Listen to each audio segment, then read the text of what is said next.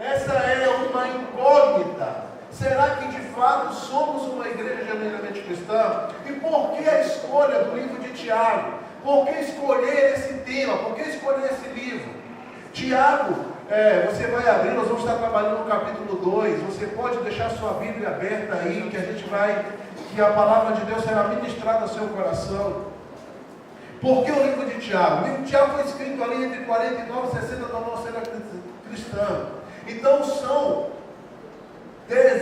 centenas de anos, e nós já percebemos qual a dificuldade que Tiago tinha já naquele primeiro século com uma comunidade. A carta de Tiago é uma carta de cunho geral. Ela é uma carta, das 7 cartas do Novo Testamento. A primeira, que ela tem a sua biografia geral. Ela é uma carta circular. Ela foi escrita para os judeus, tanto dentro como fora da Palestina. Eles estavam ali e havia uma necessidade de escrever esta carta.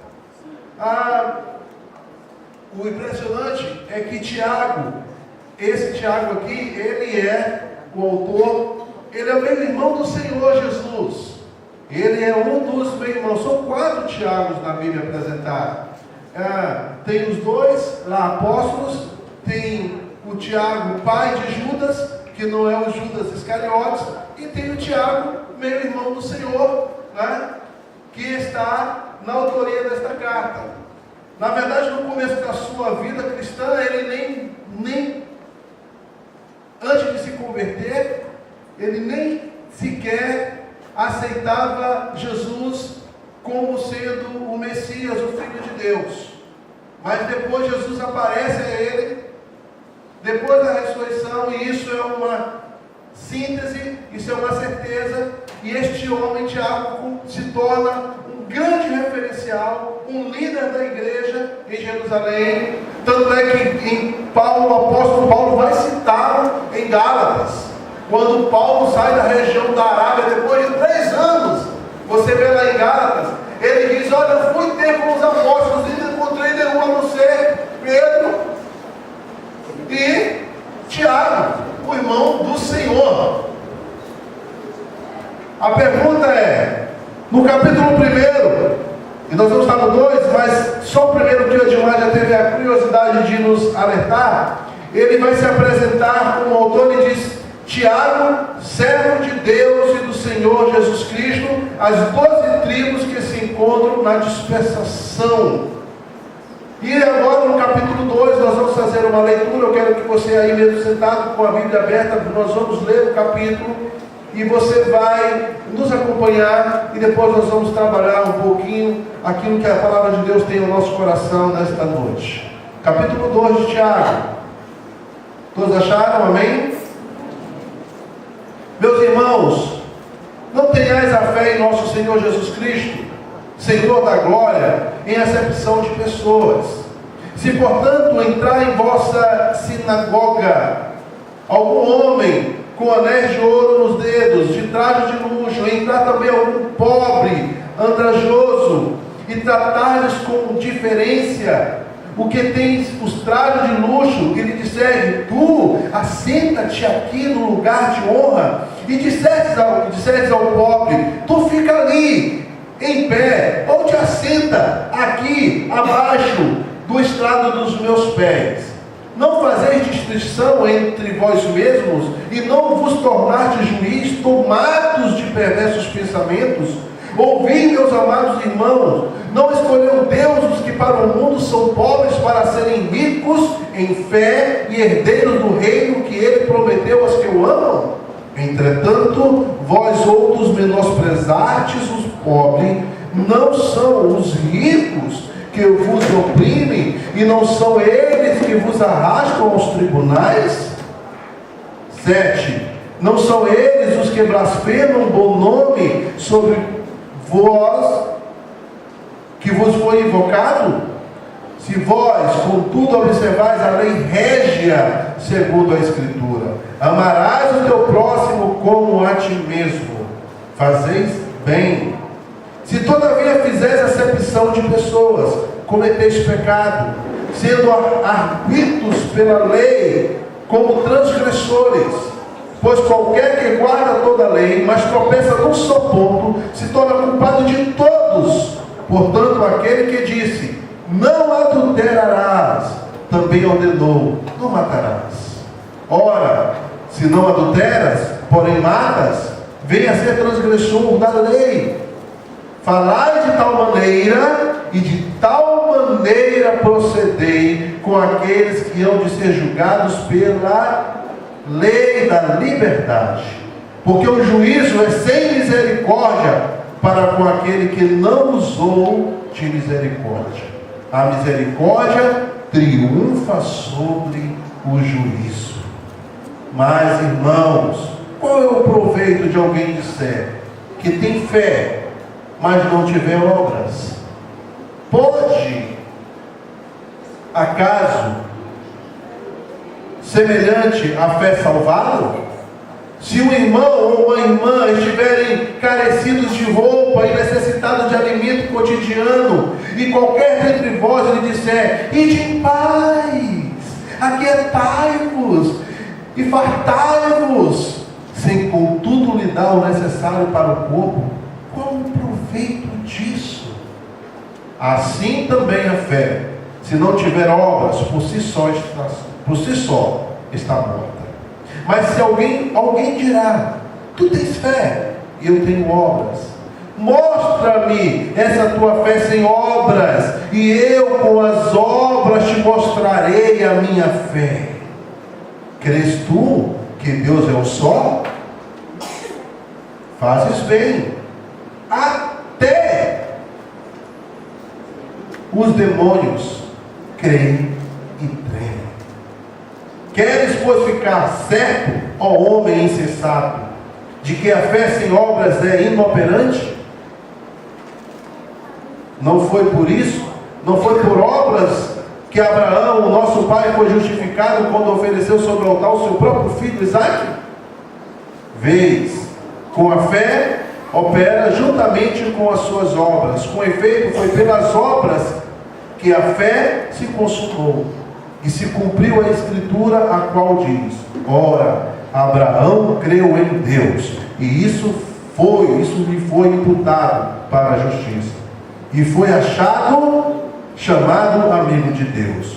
Verificais que uma pessoa é justificada por obras e não por fé somente. De qual modo não foi também justificada por obras a meretriz Raabe, quando acolheu os emissários e os fez partir por outro caminho? Porque assim como o corpo sem espírito é morto, assim também a fé sem obras é morta. Que Deus em Cristo nos abençoe com a sua palavra, e que de fato possa nos ajudar pelo seu Santo Espírito a entender estas verdades ao nosso coração. Esta peça que acabamos de ver aqui, ela já nos retratou muito sobre uma igreja genuína. A ideia, por que esse tema? Por que igreja genuína? Sem dúvida, você que está aqui hoje, ou já pensou nisso, ou já ouviu alguém dizer isso. Qual de fato é a igreja correta? Alguém já ouviu dizer, ou alguém já pensou, ou alguém que está aqui já pode ter dito assim, por que tantas igrejas?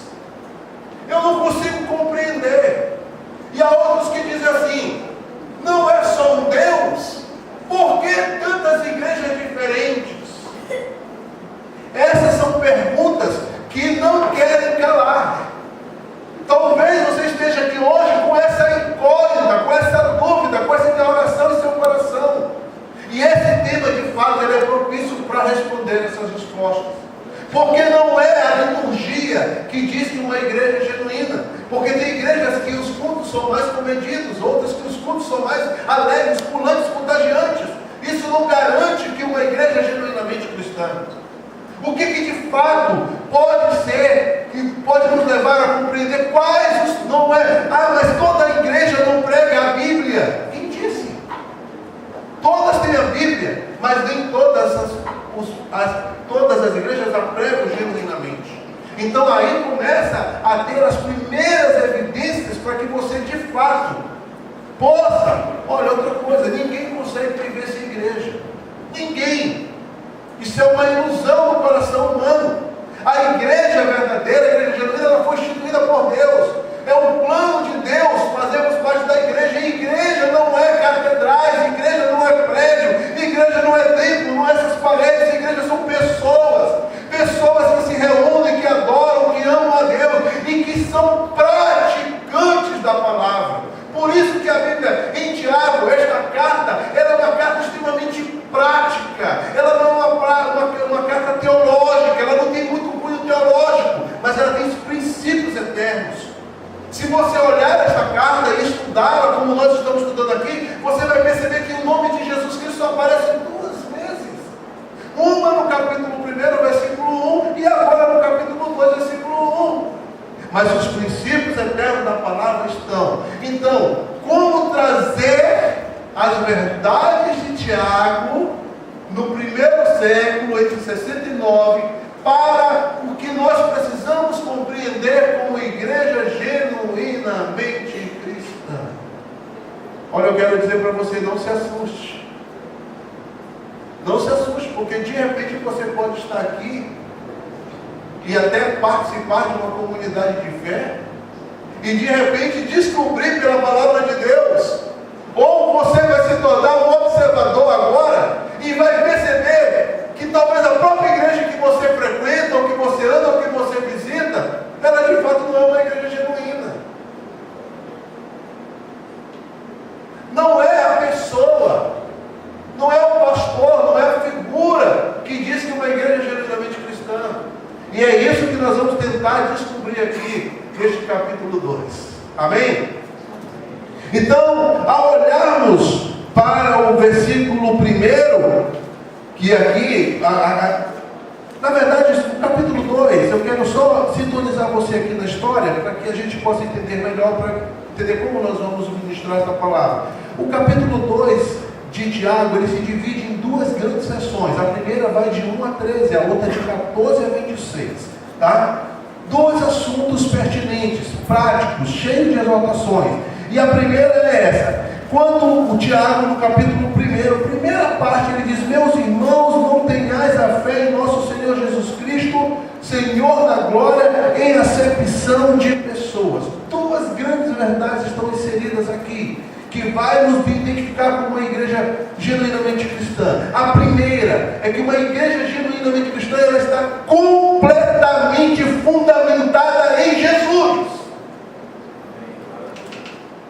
Essa é a grande verdade. Por isso ele diz: a fé de uma igreja genuína, ela é fundamentada em Cristo. O que é isto? O que é ser uma igreja fundamentada em Jesus?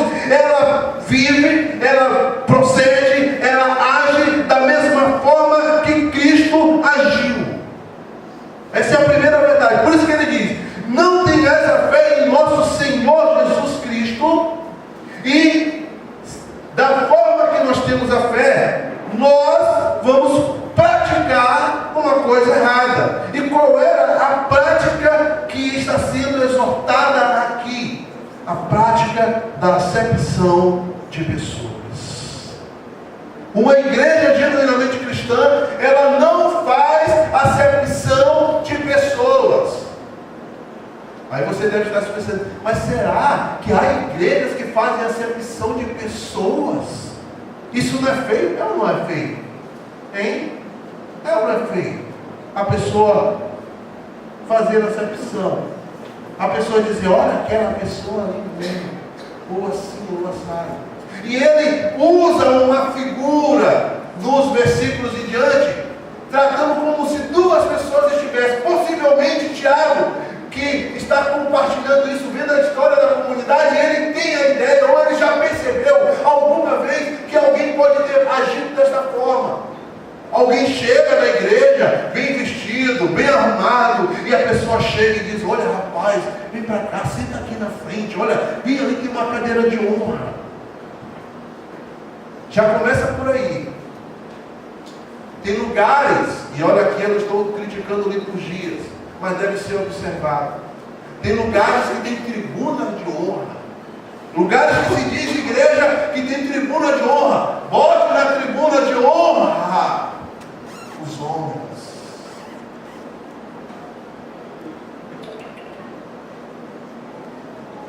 A primeira coisa de uma igreja genuinamente cristã, ela não faz acepção de pessoas.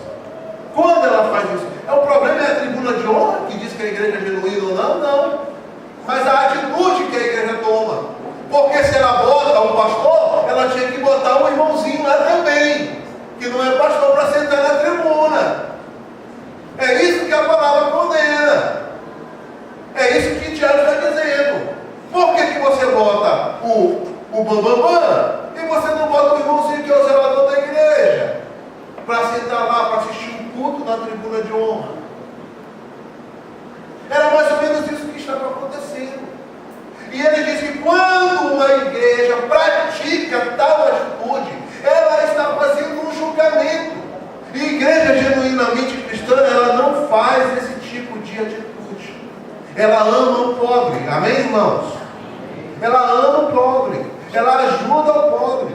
Ela vai fazer de tudo para que as pessoas possam ser abençoadas. Então ela não pode viver neste mundo. A igreja não pode viver, a igreja genuinamente cristã, o que o Tiago está dizendo é que ela não pode viver só para ela. Ela precisa estar envolvida diretamente nas ações sociais, nas ações políticas também, não se misturando na politicagem. Aprendam isso. Igreja não se mistura na política. Ela não se torna Estado, como a Igreja Católica Romana se tornou. O Vaticano é um país. Então, ela acaba perdendo a autoridade que ela tinha de ser um instrumento de bênção. Mas como que uma igreja genuinamente cristã pode se envolver na política? Ela é um instrumento de Deus para abençoar a nossa nação. Feliz é a nação cujo Deus é o Senhor. Nós temos que orar. A igreja ela tem que legislar, ela tem que ensinar, ela tem que mostrar que nós devemos fazer a diferença lá fora. O camarada está lá, drogado. O camarada está lá, jogado na rua. E qual é o papel da igreja genuína? Ela não pode simplesmente ignorar essas situações. A igreja verdadeiramente ela não ignora essas coisas. Ela procura ajudar. Verdadeiramente, a maior ferramenta no mundo que Deus utiliza, queridos, se você não sabe, é a igreja. Se nós fôssemos contabilizar só aqui dentro desse espaço, que tem mais ou menos umas 100 pessoas, quantas pessoas aqui, pelo poder de Deus, foram transformados e que estão inseridos na igreja? Quantos aqui que viviam sobre o álcool e a droga, que hoje estão limpos? Amém. Quantas pessoas aqui que viviam uma vida de não valorizar a família, de não valorizar casamento, e que encontraram Deus na igreja, e que mudaram as suas concepções, que amam suas esposas, que valorizam os seus filhos? Quantos filhos que estão aqui, que se não estivessem nesse lugar, hoje estariam dando o maior problema para a sociedade? Quantos, meu irmão? Isto é uma marca de uma igreja genuinamente cristã. É uma igreja que ela tem um poder transformador em suas mãos. Não é não, Júnior? Quantas vezes, né, a gente saiu como igreja? Quantas vezes nós saímos como igreja? Meia-noite, irmão, quando muitos dormiam, nós saímos. Sabe onde é aquele dia? Como igreja, visitar prostíbulos para pregar o Evangelho. Quantas vezes? Quantas prostitutas não foram como essa jovem, vendendo o seu corpo, que dizia assim: eu preciso de ajuda, mas eu não sei como sair. E diz: nós somos a igreja de Deus, e nós estamos aqui para ajudar você, e você vai conseguir vencer essa batalha. Nós, como? Nós fazíamos, nós tirávamos, orávamos, e tirávamos dali e entregávamos numa igreja, numa comunidade pela sua casa e dizia: pastor, cuide dessa vida. Poderíamos ter feito mais. Poderíamos ter feito mais. Mas quem foi que levantou? Quem se levantou? A igreja. A igreja genuína, ela vai. A igreja genuína, ela se importa. Pastor, mas e na igreja tem tantas coisas, irmão? Se preocupe com a essência.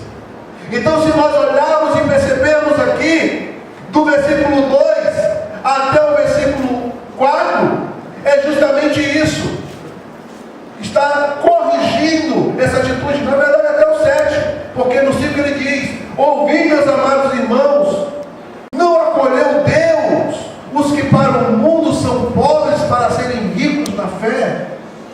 O que Tiago está fazendo aqui é dizer o seguinte: Deus não faz acepção. Se Deus não faz acepção, nós também não podemos fazer, porque aos olhos de Deus, os pobres serão ricos e abençoados, porque é através desse tipo. Olha, meu irmão, pobreza, aprenda essa grande verdade aqui nesse texto: pobreza não é falta de dinheiro, viu? Pobreza não é falta de dinheiro não, meu irmão. Falta de dinheiro é falta de dinheiro, porque tem muitas pessoas com posses e que são pobres. Essa turma aqui eram pessoas bem abastadas, ou então que estavam influenciadas para agradar a quem tem dinheiro. E é justamente isso que Tiago confronta. Ele vai dizer: não são esses que vocês bajulam. Por outra evidência, a igreja genuinamente cristã, ela não é uma comunidade, não digo nem comunidade, ela não é uma agência bajuladora. Ela não pode fazer isso. E ele está condenando a bajulação. E aí ele chega e diz, depois ele vai dizer: não são os ricos que vocês bajulam, que vão e botam você na justiça? Não são esses mesmos que blasfemam o nome que está sobre vocês? Não são esses detentores de tanto poder financeiro que são os primeiros a massacrar, a humilhar, a ir contra a verdade de Deus? E nem estou dizendo aqui que todo mundo que tem dinheiro age assim. Não é essa a proposta. Não é isso que ele está dizendo. Mas ele está dizendo a atitude que a igreja, que a prática devemos ter, é a prática de entendermos que devemos viver como pessoas distintas, diferentes, que carregam o bom nome de Jesus. E aí você vai para o versículo 8, e ele vai falar sobre a lei régia, a lei do reino de Deus. Olha aí se não é isso. Versículo 8: se vós contudo observais a lei régia segundo a Escritura, amarás o teu próximo como a ti mesmo. Tiago está fazendo alusão a Levítico capítulo 19 versículo 18. Alguém pode encontrar e ler para nós aí Levítico 19, 18, para que a gente faça uma interação aqui. Vamos lá. Quem achar pode ler em alto e bom som. Não te vingarás, nem guardarás ira contra o teu filho do teu povo, mas amarás o teu próximo como a ti mesmo. Eu sou o Senhor. Amém? Esta é a lei do reino. Não te vingues, não haja assim, seja diferente, não haja contra o filho do teu próximo. Essa é a lei régia, é a lei do reino, esse é o plano, porque ele diz: eu sou o Senhor. E é isso que Tiago tenta trazer luz ao coração dos seus ouvintes, luz ao coração dos seus leitores. Vocês precisam entender que a lei que rege é o mesmo exemplo de Deus. Siga o exemplo de Deus. Pastores, aqui tem vários pastores, aqui tem vários rebanhos. Irmão, não devemos nos amoldar ao modelo que o mundo implanta sobre nós.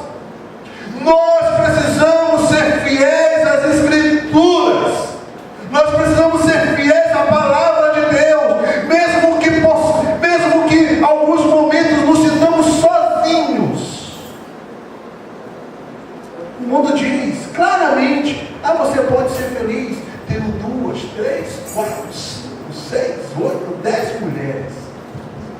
A ideia é ser feliz. Que ideia mentirosa é essa? Essas coisas são implantadas em nosso coração.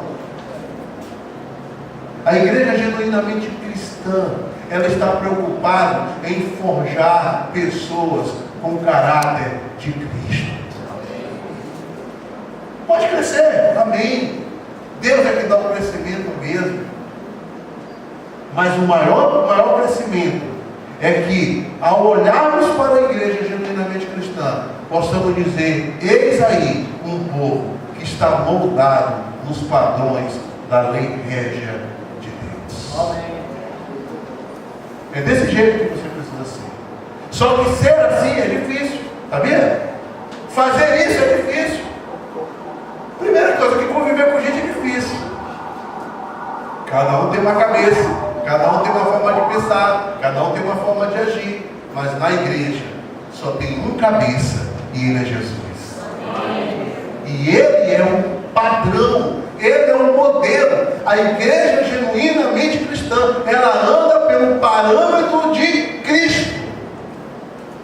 Cristo agiu assim, eu vou fazer. Cristo fez assim, Jesus fez assim, eu vou fazer. Porém, se ele não fez, eu também não faço. Certa vez alguém me convidou e disse assim: ei, por que você não vai ser maçom? Ser maçom é bom. Olha, todo maçom é rico. Se tiver algum maçom aqui, com todo respeito, não tem problema nenhum. Eu estou falando de uma experiência pessoal. E eu perguntei para a pessoa que estava me convidando com tanta empolgação. E ele disse: olha, a maçonaria ajuda demais. Perguntou assim: quantas cestas a tua igreja dá? Eu digo: aparece por mês. Lá na maçonaria te dá 1000 por mês. Joia. Ele só pode dar 10. Aí eu perguntei para ele assim: ele só falou coisa boa. Beleza. Eu só fiz uma pergunta para ele: eu posso falar de Jesus Cristo lá? Aí ele chegou assim: você não pode. Eu disse assim: se não cabe Jesus, não me cabe.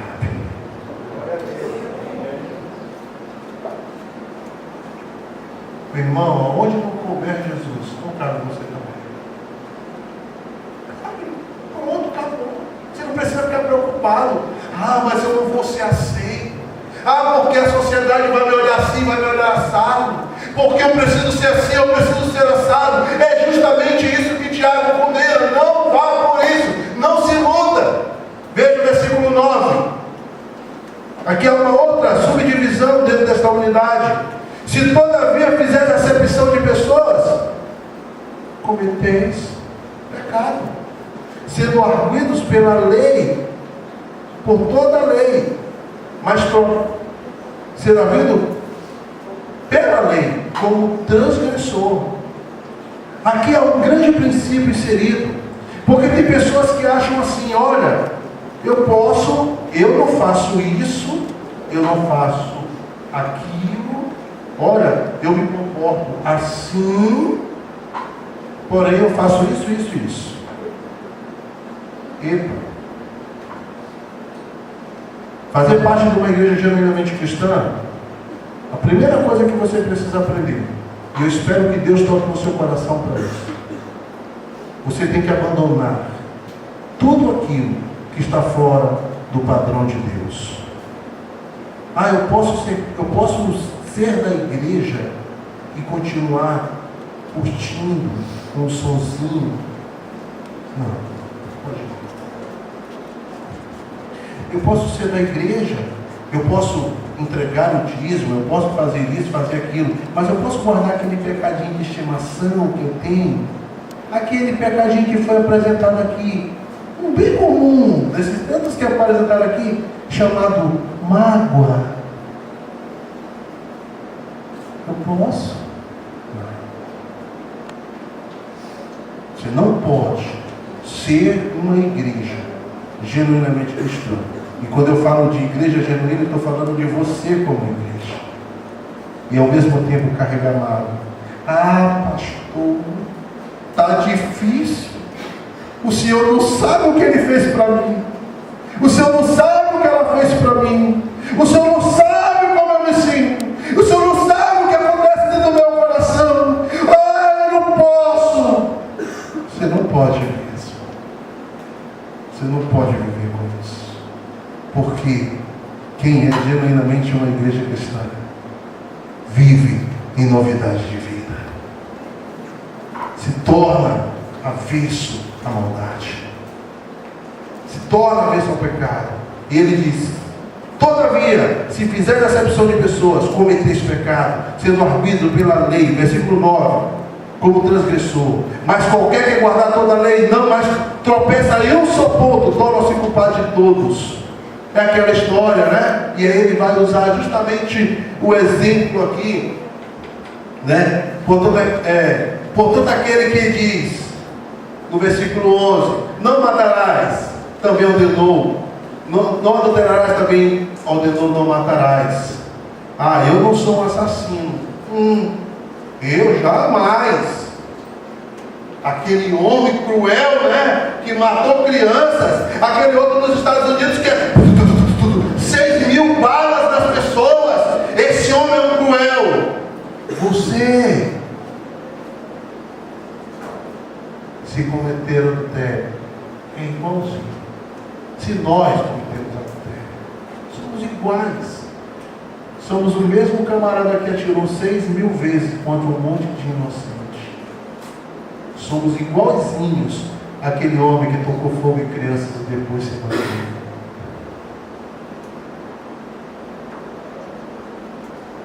Seremos julgados pela mesma lei. Igreja genuinamente cristã. Ora, se não adulteras, porém matas, venha a ser transgressor da lei. E aí ele vem encerrar esta unidade dizendo: falai de tal maneira proceder como aqueles que hão de ser julgados pela lei da liberdade. Ele está fazendo uma distinção. A lei da liberdade agora é Cristo. Sereis julgados não pela lei do decálogo, não pela lei dos 10 mandamentos, mas seremos julgados pela lei de Cristo, a lei da liberdade. Você é livre, mas não é livre para cometer pecado. Você é livre em Cristo para fazer o que é certo. Você não é livre para fazer o que é errado. O que diz isso?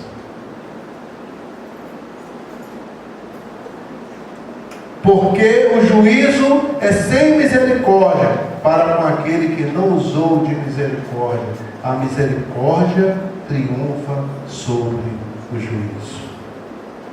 Seja misericordioso. Amém? Alguém errou com você? Perdoe. Não carregue esse negócio no coração, não. Não dá certo. Você pode até viver sem perdoar, mas você nunca vai dizer que você genuinamente é uma igreja. Você nunca vai poder dizer que você genuinamente é um servo. Você nunca genuinamente vai poder dizer que você está vivendo sob a lei de Deus, sobre a regra de Deus. Você pode viver uma vida totalmente dissoluta, largada, do jeito que você quiser. Mas se você de fato quer viver e ser uma igreja genuinamente cristã, primeira coisa, você precisa deixar que Deus opere as mudanças em sua vida. E ninguém muda por si só, viu? Ó, aprenda isso aqui. Aprenda isso. Ninguém consegue mudar sozinho.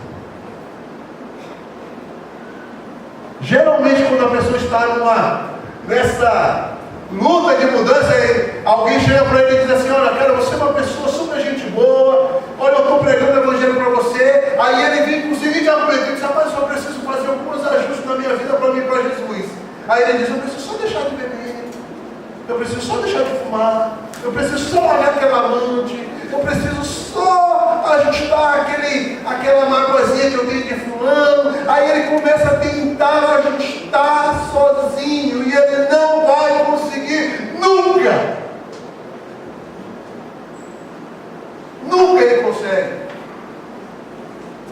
Porque ele só consegue, isso só é conseguido quando nós nos submetemos essa situação, esta mazela do nosso coração a Deus. Amém? Você precisa dizer: Deus, eu não consigo. Deus, eu estou com dificuldade nesta área. Jesus, me ajude. Senhor, me transforme, porque eu quero pecar, eu quero errar, eu gosto desse negócio, mas eu sei agora que é errado, e eu preciso que o Senhor me molde, que o Senhor mude a minha vida. É esta a ideia que Tiago está tentando passar para a igreja, para o povo daquela região, para os judeus cristãos que estão lendo esta carta circular entre todas as igrejas. Amém, irmão? Amém. Amém. Graças a Deus que eu não consegui dizer amém nessa hora. Não, olha como isso é tão difícil. Né? Eu vim aqui para ouvir uma palavra assim melhor, que pudesse me arrupiar, e de repente eu estou levando aqui uma paca. Versículo 14 até o versículo 26, ele vai falar, ele vai não mudar o tom, mas ele vai unificar a ideia principal do texto, dizendo o seguinte: a fé sem obras é morta. Quando olhamos esta passagem, ela dá praticamente um choque com o que Paulo diz, né? O justo viverá da fé. A salvação não é por obras, mas é pela fé. O justo viverá da fé, não das obras. E agora? Há um contrassenso? Há uma dificuldade de compreensão? Olha, essa história aqui que eu estou falando para você, isso perdurou durante séculos na igreja. Alguns dizendo: não, eles estão falando de coisas distintas. Negativo. Eles estão falando da mesma coisa. Eles estão falando de fato de obras. Só que você pode sair daqui, seminaristas, isso deve cair no seu conselho. Tá bom? O que Paulo diz sobre obras? Paulo diz o seguinte: filho, ele está falando para quem? Ele está falando para pessoas ainda não crentes, que queriam, através das obras, ser salvos. Essa é a ideia.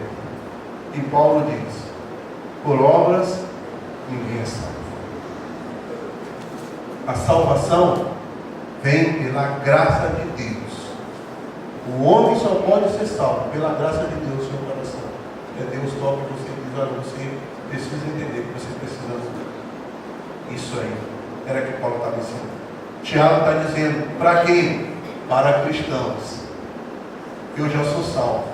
E diz: cara, você acha que você é salvo e que você não precisa fazer obra? Você está enganado. Porque quem é salvo pratica as boas obras. Joia, né? Como é bom a gente entender a palavra de Deus. Quem é salvo pratica boas obras. E é justamente isso. Porque tinha uns que diziam assim: não, eu já sou salvo, eu já vou para o céu, que se dane os pobres.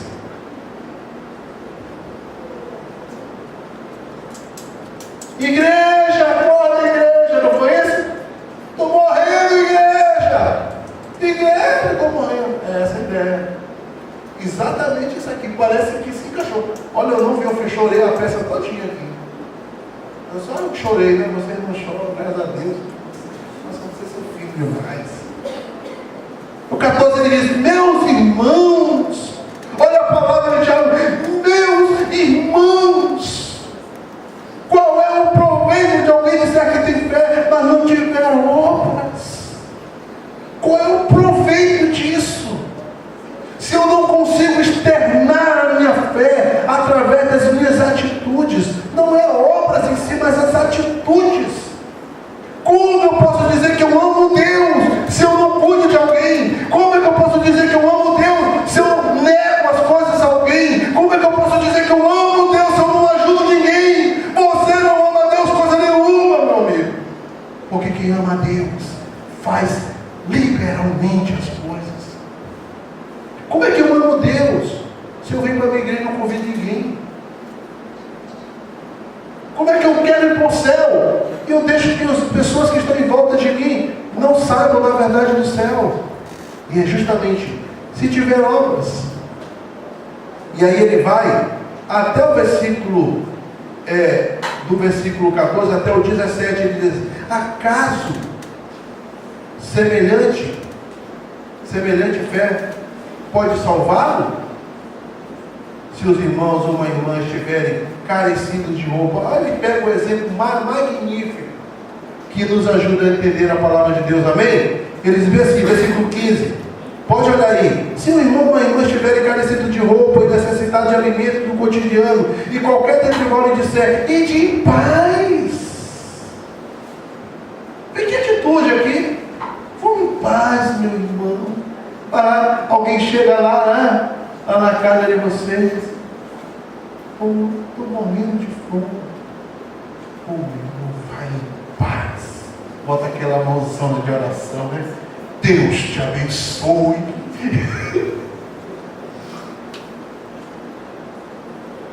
E não dá um pão para o cara comer. Não adianta. Não adianta. Porque ele está dizendo que é um contrassenso. O que adianta, meu irmão? Isso aqui é prática de vida cristã. O que adianta?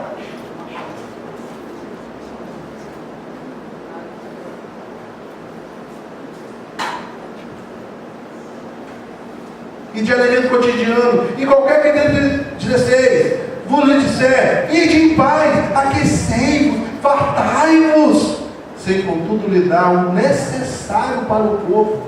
Qual é o proveito disso? Tudo aqui é advertência. Assim também a fé, se não tiver obras, por si só, ela está morta.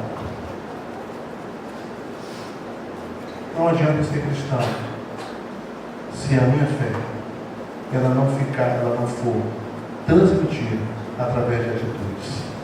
Amém? As pessoas têm que olhar para você, olhar para nós. Não faço falar para vocês, né? Olhar para nós. A pessoa tem que olhar para nós e tem que ver em nós pessoas de fato que são pelo menos parecidas com Jesus. E aí capítulo 3, se você ver amanhã, você vai ouvir falar sobre um órgão do corpo chamado língua. Eu não vou nem mexer nessa parte, só lá dentro. Tem algumas pessoas que dizem: cai na língua daquele irmão para te ver. Cai na língua dela. Isso é testemunho, meu irmão. Forma das pessoas olharem a gente. É prático? Pode. Muito pelo contrário, as pessoas têm que dizer: vai lá naquela irmã ou naquele irmão, que ele vai, da boca dele vai sair bênção sobre a tua vida, atitude sobre a sua vida, porque genuinamente aquele é um cristão. Essa é a identidade. É isso que as pessoas precisam ouvir. E aí a gente tem que tomar cuidado. Ok, irmãos? Todos nós, sem exceção. Não há exceção aqui. Ele diz: mais ainda. E aqui.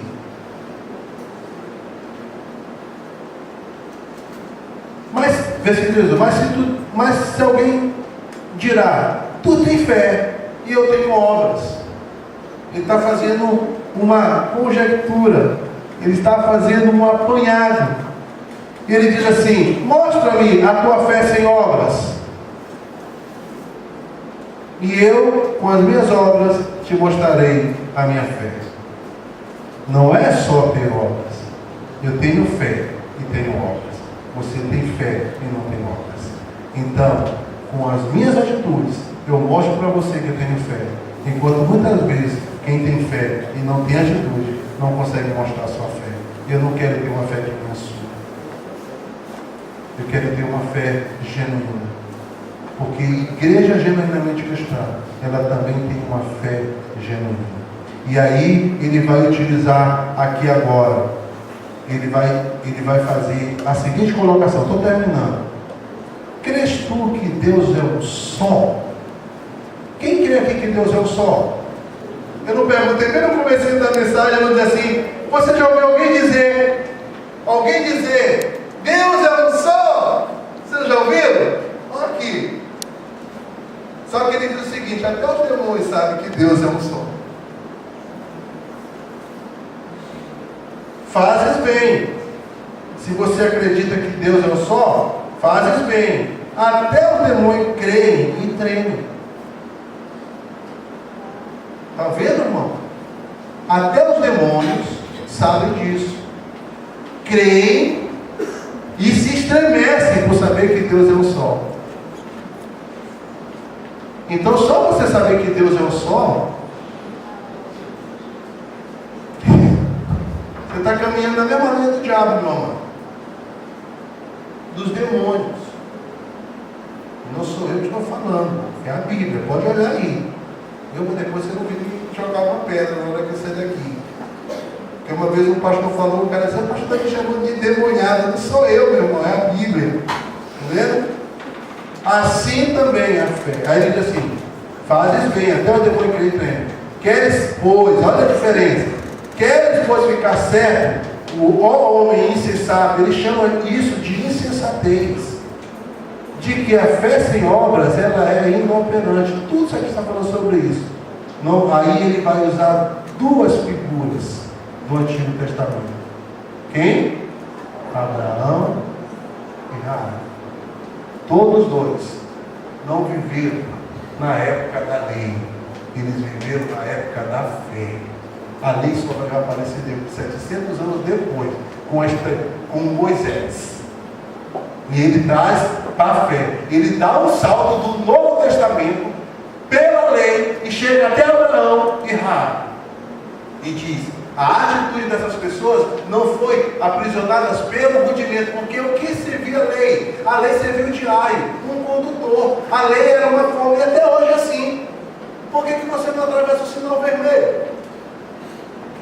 Hein? E você vai se arrebentar, o outro vai pegar você. É uma lei estabelecida, meu amigo. Você tem que obedecer. A lei é uma normatização. Você não passa porque você sabe. E quando você passa, né? Ainda passa assim, né? Aí eu vou o cara que nem é crente, olha para querer mudar essa hora. Tomara que carro que me pegue. Tomara que não venha um outro doido que nem eu. Que estava assim. É desse jeito. O cara se torna logo um fervoroso da nação. Porque ele está errado. E a lei é uma normatização. Mas o que ele faz? Ele dá um salto. Ele vai até Abraão. E ele diz, Abraão tomou uma atitude como um ato de fé. Ele entregou seu filho Isaque. Como uma prova de fé e de obras. Uma atitude, não uma obra. Porque Isaque não era uma obra, era uma atitude. E ele disse, pela atitude de Abraão, ele foi reconhecido. E ele disse, e Raabe, uma prostituta, que agiu corretamente, quando os espias foram olhar a terra, ela pegou, guardou os espias, todo mundo querendo matar, ela guardou eles e disse, olha, vamos para o outro lado. E aí ele libertou os espias. E ela também é reconhecida aqui por uma atitude. De quê? Ela creu, ela acreditou, ela exerceu a sua fé. E isso fez uma grande diferença. Então a fé, ela precisa ser uma fé operante. Amém? Essa é a ideia. Não é uma fé de obras, mas é uma fé operante. Tá? Tudo que nós fazemos aqui na igreja, viu, irmão? Uma igreja genuinamente cristã, tudo que ela faz é por fé. Tudo isso aqui foi feito por fé. Amém? Quero já aproveitar e agradecer as irmãs que fizeram esse painel. Deus abençoe, é um ato de fé. Sabe que horas, irmão? A gente dormindo, 1 hora da manhã, elas aqui arrumando as coisas. Deus abençoe cada uma de vocês. Foi um ato de fé de vocês. Está vendo? O cuidado que vocês tiveram com as coisas de Deus. É um ato de fé. A igreja faz isso. Parece cortando aquelas letrinhas. Ficou tão bonito aqui, né? Aquilo ali foi horas e horas de trabalho. Saindo do serviço, vindo para cá. Pelo ato de fé. Igreja genuinamente cristã, ela vive viveu pela fé, operante, não inoperante. Amém? Eu quero encerrar esta passagem nos últimos 3 versículos da palavra que diz, do 24 em diante. Verificais que uma pessoa é justificada por obras e não por fé somente. Amém? O que será aqui? Ela é justificada por obras e não por fé somente. Fé operante. De igual modo foi também justificada por obras a meretriz Raabe, quando acolheu os emissários e fez partir por outro caminho. Está afirmando, não foi assim? Sim. E está fazendo uma pergunta retórica. Pergunta e ela mesma responde. Porque assim como o corpo sem espírito é morto, assim também a fé sem operosidade, ela também é morta. Então talvez o seu coração esteja aqui dizendo que você tem fé. Vamos orar.